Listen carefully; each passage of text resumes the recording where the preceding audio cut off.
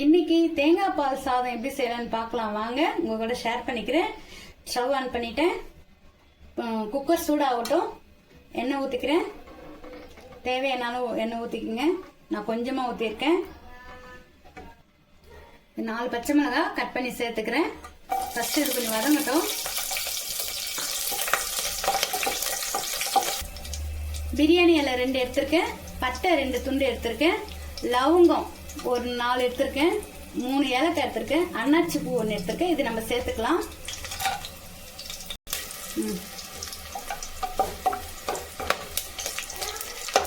கருவேப்பிலை சேர்த்துக்கிறேன்.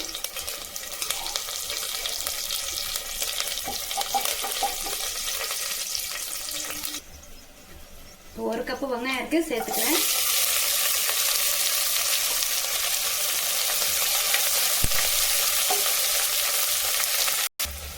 உங்களுக்கு தேவையான அளவு உப்பு சேர்த்துக்குங்க.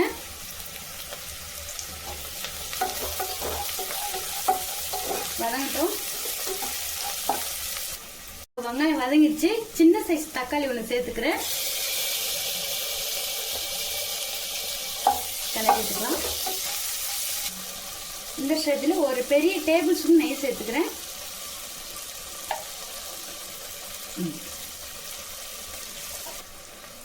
இப்போ 1/2 கிலோ அரிசி எடுத்துருக்கேன். ஊற வச்சு ஒரு 1/2 மணி நேரம் ஊற வச்சு எடுத்துருக்கேன். சேர்த்துக்கிறேன். இப்போ 1 லிட்டர் தேங்காய் பால் எடுத்து வச்சிருக்கேன். அது ஊற்றிடுறேன். ஒரு பெரிய தேங்காய் எடுத்து அரைச்சி எடுத்துருக்கேன். கிளறி விட்டுக்கலாம்.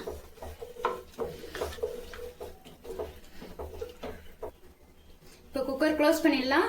ஒரு 3 விசில் வரட்டும். க்ளோஸ் பண்ணிட்டு வெயிட் போட்டலாம்.